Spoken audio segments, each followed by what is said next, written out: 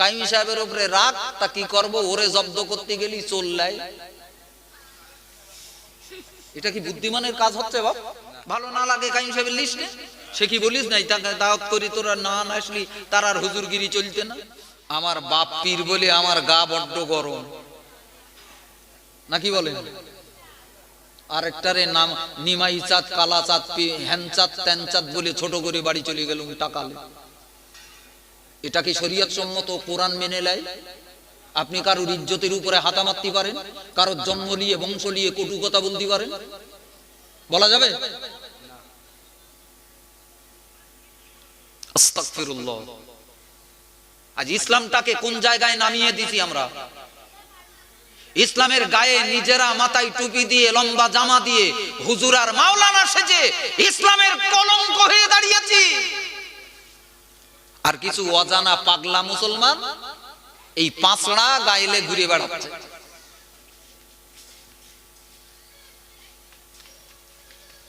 এক নাম্বার রোগ হলো অহংকারের রোগ। আর এই রোগ আজকের জামানায় সাধারণ মুসলমানদের চাইতে হুজুরগুলোর বেশি ধরেছে। কোন হুজুর আমার দেখার দরকার নেই, আমিও হতে পারি, আমিও দোষী, আমার ভিতরে যদি অহংকার আসে। ফুরফুরার এক পীর বলল, এক পীরজাদা বলল, এক পীরজাদা বলল, আগে নবী মানতে হবে তারপরে আল্লাহ। আগে আল্লাহ মানা যাবে না, আগে মানতে হবে নবী। আচ্ছা, আপনি মেনে নেবেন? কলেমাটা তাহলে উল্টো করে দেন, আগে মুহাম্মদুর রাসূলুল্লাহ তারপর লা ইলাহা ইল্লাল্লাহ বলবেন। আমি শুধু আপনাদের বোঝাবার জন্য ডিপলি ভিতরে ঢুকছি না, আপনাদের ব্রেন খারাপ হয়ে যাবে। আজকের ফুরফুরার 12 সূর্য উদয় হওয়া মতো কোন পিজ্জাদাকে অনুসরণ করবেন আপনি? কার মতপথে জীবন তৈরি করবেন? আপনার জীবনটা কি খেলনা? আপনার যদি কঠিন উদ্দেশ্য থাকতো আমি আল্লাহ পাবো, আমি আল্লাহ পেতে চাই, আমার মূল লক্ষ্য হলো আল্লাহ পর্যন্ত পৌঁছানো, জোরে বলুন মূল লক্ষ্য কি? আল্লাহ পর্যন্ত পৌঁছানো, আল্লাহকে খুশি করা, তাহলে কিন্তু এইসব বদমাইশি মাথায় ঢুকতো না। বাজার থেকে 1 কেজি বেগুন কিনে লইয়েছে, হতে পারে একটা বেগুনের মাঝখানে পোকা থাকে না, থাকে না, কিন্তু আপনার বাড়িওয়ালি, আপনার বিবি, আপনার বউ, আপনার মেয়ে যদি বুদ্ধিমান হয়, পোকা বেগুনটাও বেগুন বলে রান্না করবে না, পোকা জায়গাটা কেটে বাদ দেবে। কথা বলেন না কেন? পোকা জায়গাটা কেটে বাদ দেবে, নাকি বেগুন বলে ওটাও চালাবে? যারা চালায় তাদের ব্রেন, মগজ, বুদ্ধি সাধ্য কিছু আছে বলে মনে হয় বাবা। কথা বলেন না কেন? তাহলে ফুরফুরা, আজকের ফুরফুরাটা অসংখ্য লম্বা বড়। আগে একা ছিল দাদা হুজুর, তারপরে 5 হুজুর, আজকে দেখা যাচ্ছে 50টা হুজুর। কথা বলেন না কেন? তাহলে আজকের ফুরফুরাটা মানতে গেলি আমার উদ্দেশ্য যদি হয় আল্লাহকে খুশি করা, দাদা পীরের মতপথ মানা, তাহলে যদি কারোর কাছ থেকে তার বিপরীত কিছু পাওয়া যায়, পোকা বেগুনির মতো বাড়ি এসে পড়িয়েছে, এখন ওইটা রান্না করে খাবেন না কেটে বাদ দেবেন? ভালো করে বলবেন। এই বাদ দেওয়াটা কি? বাদ দেওয়াটা কি বেগুন সব বাদ দেওয়া, না পোকাটা বাদ দেওয়া? যারা পোকাটা বাদ দিচ্ছে তাদেরকে সবাই বলে, দুটো একটা পাকামো করা লোক যদি বলে এই বেগুন বাদ দিয়েছে,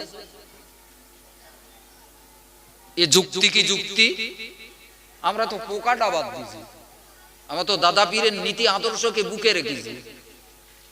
শরীয়ত সম্মত আল্লাহ পাওয়া রাস্তাটাকে নিজে বুদ্ধি সাধ্য করে ধরতে হবে বাবা।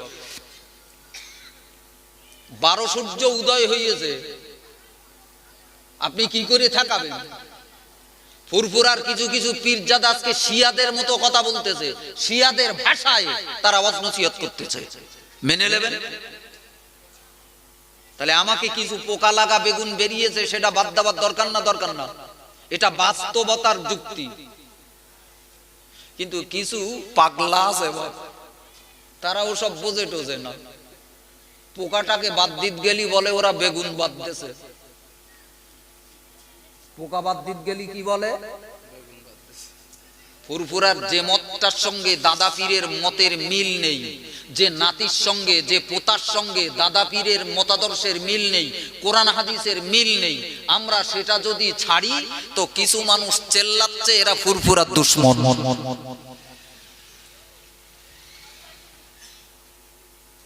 ফুরফুরার কিছু পীরজাদা বেরেলির মত প্রচার করতেছে, নেবেন কবরে তারা ওই বাতি দেওয়া, চাদর চড়ানো এগুলো সব জায়েজ বানিয়ে দিয়েছে। আমি বুঝিনি যে বড় গোবরার মুসলমানগা মাথায় এ পোকা কি করে ঢুকলো। এটা কি নিজের ভালো বোঝে না? আমার গা কি পাগল বলে মনে হয় নাকি? সারা জীবন ডাল খেয়ে 15 বছর ধরে মাদ্রাসায় পড়িয়ে কি মনে হয় আমরা সব পাগল? আমরা বুঝি সুঝি নে। সব বুঝো তো তুমি বিড়িখোর, সব বুঝো তো তুমি বেনামাজি, বড় বুঝদার হয়ে গেছো নাকি? আসলে এদের মাথায় শয়তান পেশাব করে দিয়েছে। দুনিয়ার সর্ব জায়গায় বুদ্ধি ব্যবহার করি, বাজার থেকে চাল কিনে এনেছি, চালের ভিতরে কাকড় থাকতে পারে না? পারে না? কাকড়টাও রান্না করেন, কথা বলেন না কেন? কাকড়টা খুঁটে বাদ দেন না? বাদ দেন না? তাহলে এর বেলা ভালো বুদ্ধি খাটাও, আল্লাহ পাওয়ার রাস্তাটাই গোজামিল দাও, পাটিবাজি শুরু করেছো।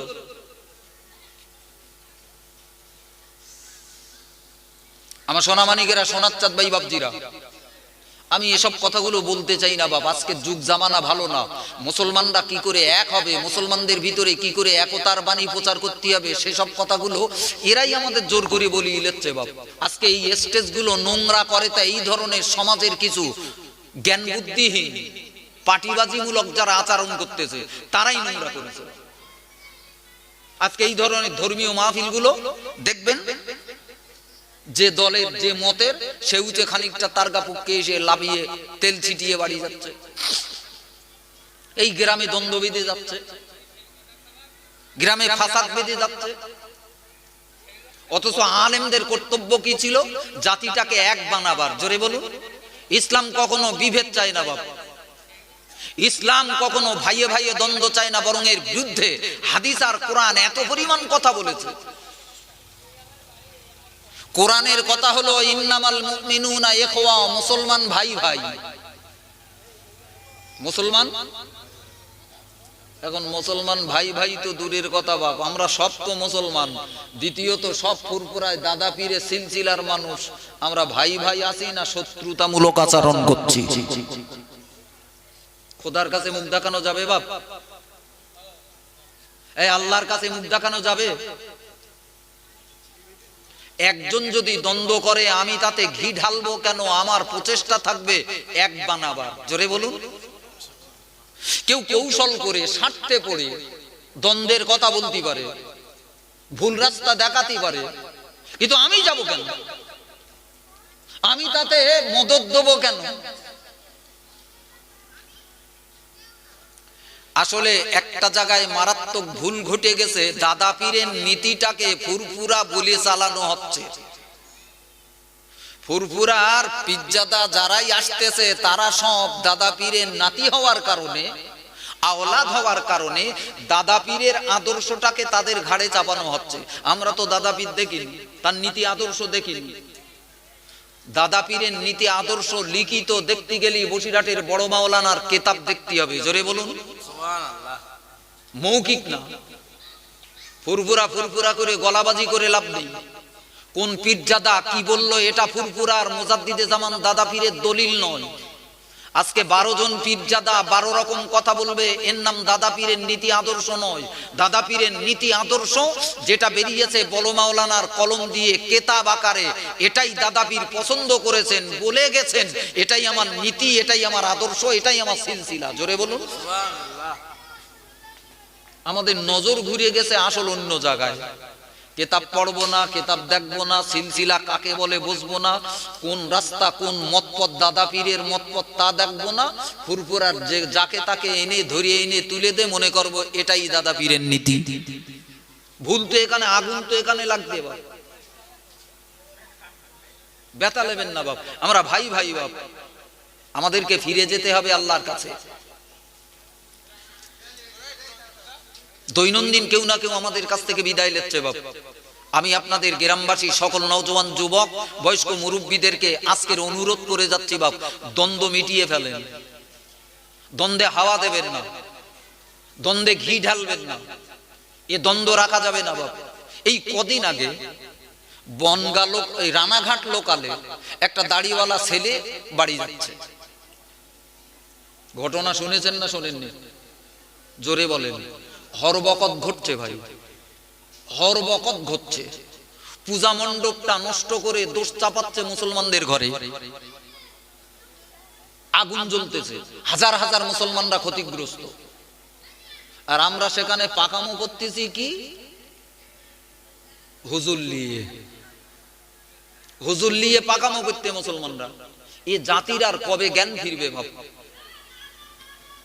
এ জাতি আর কবে মাথা উঁচু করে দাঁড়াবে? এ বেঈমান লাগবে না এদের? এদের খতম করতে বেঈমান লাগবে না? এ নিজেরা নিজেরা মারামারি করে মরবে বাপ। শুনতে খারাপ লাগছে আপনাদের? এজন্য আমরা সতর্ক হই, সাবধান হই বাপ। দাদা পীরের নীতি আদর্শ যদি আমরা মানতে চাই, নিজেদের ভুল বোঝাবুঝির অবসান ঘটাই। যেখানে অবসান ঘটাতে পারবো না সেখানে জবান বন্ধ রাখি, মুখটাকে একটু বন্ধ করি। কেন অকারণে সমালোচনা করব? কেন অকারণে ফিতনা তৈরি করব, সমাজে ভাঙন তৈরি করব? মুসলমানদের ভিতরে যারা দ্বন্দ্ব বাঁধায়, ফিতনা বাঁধায়, ষড়যন্ত্র করে, এর মারাত্মক পরিণতি, এর পরিণতি অত্যন্ত মারাত্মক। আসেন একটা দুটো কথা বলি। সূরাটার নাম হলো সূরা ফাতির। কি নাম বলেন? সূরা ফাতির। আয়াত নাম্বার হলো 43। কত নাম্বার আয়াত? আমাদের সংবিধান, আল্লাহর বাণী কোরআন। আজ কোরআনের প্রতিও মানুষের নজর নেই। কোন হুজুর কি বলিয়েছে, মাল চিংড়ি মাছের মতো লাপাচ্ছে, খুব দেখে কেডা ধরে কেডা। কথাটা যে কোরআনের বাইরে গেল না কোরআনের ভিতরে থাকলো, এ বেদ বুদ্ধি তো নেই। ও তো এর খরিদ্দার না বাপ, ও তো পার্টি করা মতো করতেছে। ফুরফুরা করা মানে এখন পার্টি করা মতো মনে করে। কোরআন শরীফে আল্লাহ বলতেছেন, ইস্তিকবারন ফিল আরদি ওয়া মাকরাস সাইয়্যি ওয়া লা ইয়াহিকুল মাকরুস সাইয়্যু ইল্লা বিআহলিহি।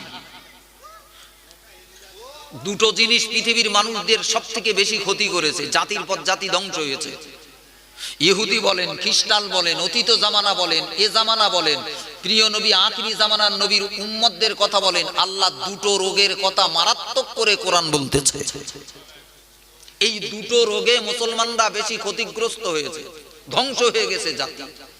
এক নম্বরে ইস্তিকবারন ফিল আরদি, যারা অহংকারী, অহংকারের বীজ যারা হৃদয়ে বুনে রেখেছে। কিসের বীজ বলেন? একটু জবান খুলে বলেন বাপ। আল্লাহ আমাদের অহংকার মুক্ত জীবন তৈরি করেন। এই অহংকার বিভিন্ন দিক দিয়ে আসতে পারে বাপ। বংশের অহংকার, রক্তের অহংকার, শিক্ষার অহংকার, টাকার অহংকার, ক্ষমতার অহংকার, বিভিন্ন ভাবে যখন মানুষের হৃদয়ে দানা বাঁধে, আল্লাহর কোরআন বলতেছে এই রোগটা এত মারাত্মক, পচন রোগ, ক্যান্সারের চাইতে ভয়ানক। এক একটা জাতির ভিতরে এই রোগ যখন এসে দাঁড়ায়, গোটা জাতিটাকে ভেঙে তছনছ করে দিয়েছে। আজকে সমাজটাকে নিয়ে বিচার করেন, কোরআনের এই চিকিৎসা, কোরআনের এই বিধান যদি আজ মুসলমানদের কাছে থাকতো। আমার বাপ পীর বলে আমার গা বড্ড গরম, নাকি বলেন? আরেকটারে নাম নিমাই চাঁদ, কালা চাঁদ, হ্যান চাঁদ, ত্যান চাঁদ বলে ছোট করে বাড়ি চলে গেল টাকালে। এটা কি শরীয়ত সম্মত? কোরআন মেনে নেয়? আপনি কারোর ইজ্জতের উপরে হাতা মারতে পারেন? কারোর জন্ম নিয়ে বংশ নিয়ে কটু কথা বলতে পারেন? বলা যাবে? আস্তাগফিরুল্লাহ। আজ ইসলামটাকে কোন জায়গায় নামিয়ে দিছি আমরা? ইসলামের গায়ে নিজেরা মাথায় টুপি দিয়ে লম্বা জামা দিয়ে হুজুর আর মাওলানা সেজে ইসলামের কলঙ্ক হয়ে দাঁড়িয়েছি। আর কিছু অজানা পাগলা মুসলমান এই পাঁচড়া গাইলে ঘুরে বেড়াচ্ছে।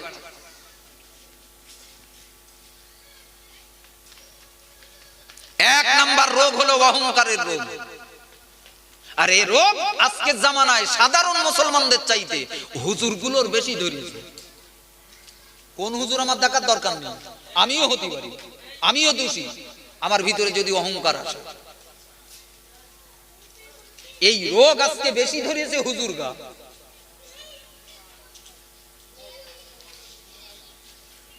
আমরা বাদ বিচার করি হুজুর লেবার সময়, জেনে শুনেও সেই বিষ পান করছি। বাবা, জেনে শুনেও একের অপরে একজনের উপরে রাগ করিয়ে মাল ভুইতি ভাত খাচ্ছে। সেই একটা প্রবাদ ছিল না, চোরের উপরে রাগ করি কৃষি ভাত খায়। কাইমি সাহেবের উপরে রাগ, তা কি করবো, ওরে জব্দ করতে গেলি চললাই। এটা কি বুদ্ধিমানের কাজ হচ্ছে বাপ? আমি কারুর উপরে রাগ করে মনের কষ্টের কথাগুলো শুধু আপনাদেরকে বলছি, আপন মনে করে, আপন ভেবে বলছি। বড় গোবরা আমার শত্রু, আমার দূরের মানুষ কেউ না বাপ। তাহলে আমরা একজনকে শায়েস্তা করতে যে তার উপরে রাগ করে গ্রামটা পরিষ্কার কি করব, আরো নোংরাই ভরিয়ে দিচ্ছি। ভালো না লাগে কাইম সাহেবের লিস্টে, সে কি বলিস নাই তাকে দাওয়াত করি, তোরা না আসলি তার আর হুজুরগিরি চলতে না। তাহলে এক নাম্বার পৃথিবীর মানবতার জন্য, মনুষ্যত্বের জন্য, মুসলমানদের জন্য, ইমানের জন্য, আল্লাহ পাওয়ার রাস্তার বড় বাধা হলো অহংকার। কি বলেন? অহংকার। দুই নম্বর বাধা কোরআন বলতেছে বাবা, কোরআন বলতেছে। দুই নম্বর বাধা ষড়যন্ত্র, কূট কৌশল। এই কূট কৌশল, একটা ভাই দুটো টাকা ইনকাম করতেছে, আর একজন পিছন দিয়ে রাতের অন্ধকারে গুটি চালতে। এ রোগ আছে না নেই? এক হুজুরির নাম বেড়ে যাচ্ছে, আর এক হুজুর হুজুরি হুজুরি কাঠি মারামারি হচ্ছে। হচ্ছে না হয় না? আলেমে আলেমে কাঠি চালাচালি হচ্ছে। একে কি করে ছোট করা যায়, ওকে কি করে বসানো যায়, ওকে কি করে মিটিয়ে দেওয়া যায়।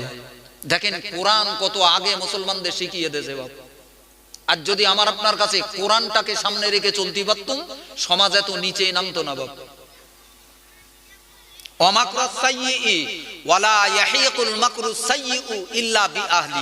আল্লাহর কোরআন বলতেছে, তবে আমি আল্লাহ তোমাদেরকে শেষ কথা বলি, যারা অহংকার করে আর যারা অন্যায়ভাবে একে অপরের বিরুদ্ধে ষড়যন্ত্র করে, তাকে ছোট করার জন্য, অপমান করার জন্য, অপদস্থ করার জন্য এই গুটি চালাচালি যারা করে, আল্লাহ বললেন ইল্লা বিআহলিহি, এরা জানে না আমি আল্লাহ কিভাবে গুটি চালাই। যারাই ষড়যন্ত্র করে, ষড়যন্ত্রের জালে তারাই আটকায়, তারাই পড়ে। খোদার কোরআন বলতেছে বাবা, ফাহাল ইয়ানজুরুনা ইল্লা সুন্নাতাল আউয়ালিন। প্রমাণ হিসাবে আল্লাহর কোরআন বলতেছে, তোমরা জানো পৃথিবীর ইতিহাস, আউয়ালিন তোমাদের পিছনের ইতিহাসগুলো দেখো। পৃথিবীতে যত মানুষ ষড়যন্ত্র করেছে, পৃথিবীতে যারাই অহংকার করেছে, আমি আল্লাহ ওদের পাতানো, ওদের ষড়যন্ত্র, ওদের জালে আমি আল্লাহ ওকেই জড়িয়ে দিছি। যাদেরকে মারতে চাইল, ছোট করতে চাইল, তারাও জালে জড়াইনি, আমি আল্লাহ বাঁচিয়ে দিছি, ফেলিছি ওই মাল কটার। কোরআন বলতেছে বাবা,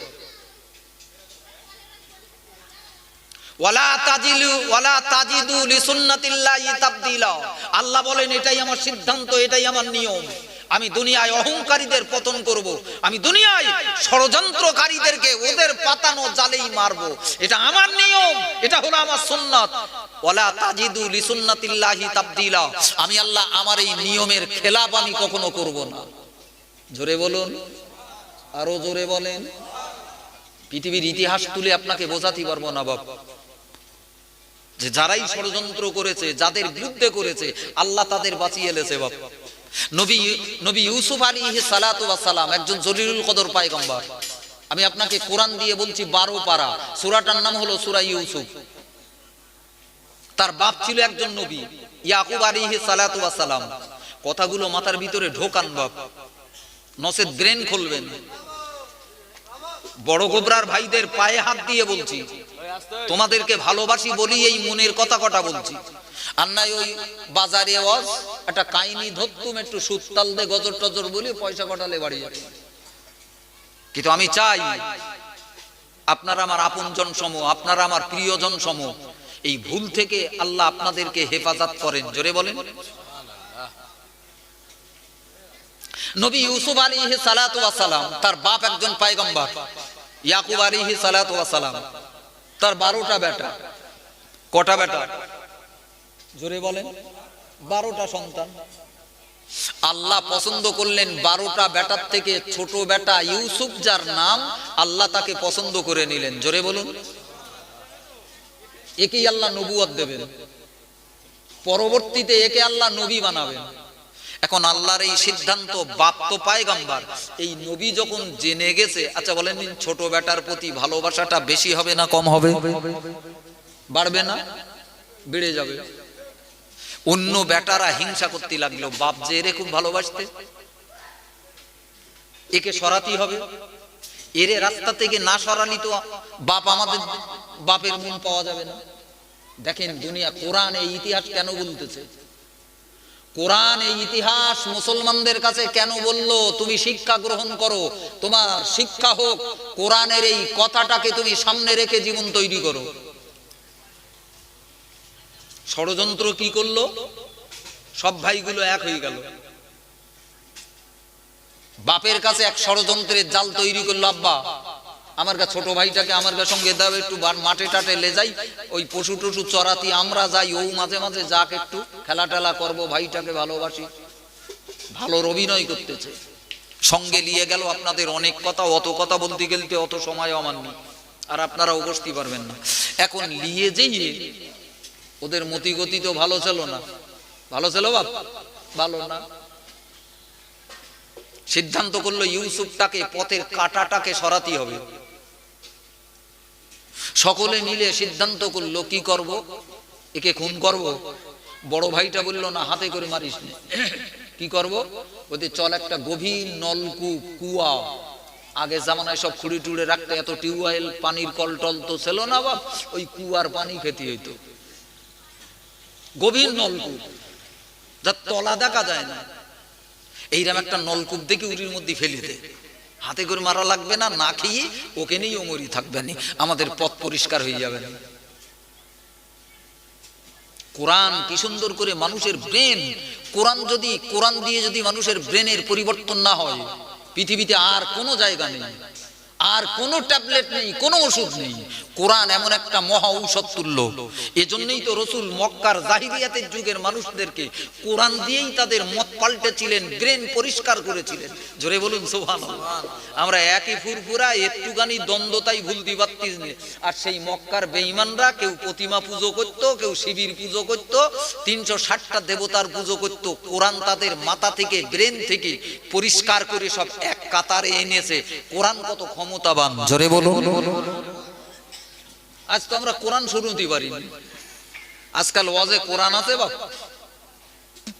হুজুর ওয়াজ করতেছে 1.5 ঘন্টা, শুধু বাপ দাদার কাহিনী, কনেগার কোন বাগানে কাহিনী ধরে লইয়েছে, যার হাতানি মাতানি কেতাবেনি কিচ্ছু নি, ও ওয়াজ বানিয়ে মাল খাবিয়ে বলতে দে 30,000 টাকা দে বাড়ি যাই।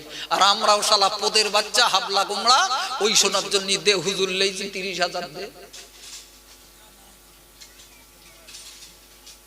পোদ ছাড়া ব্রেন কিছু আছে মুসলমান?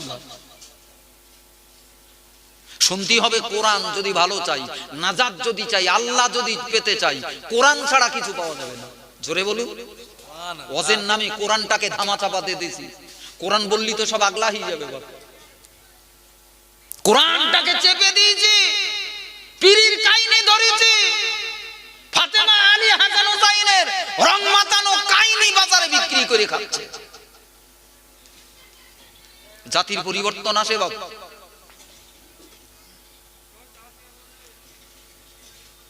বলে কি করব, কাল সকালবেলা আবার কটা আমার গালাগালি দেবেন।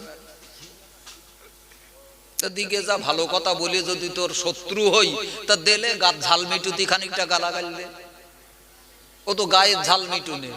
তবে গালে গালাগালি বিরোধিতা করার আগে একটাবার ভাবিস, যত বিরোধিতা করবি আমার গোনাগুলো তোর মাথায় চাপবে। কথা বলে, গীবত করা মৃত ভাইয়ের গোশত খাবার সমান। আমার গোনাগুলো কেটে কেটে ওরা লেবে, লে খানিকটা লে, এই করেই তো জাহান্নামে যাবে।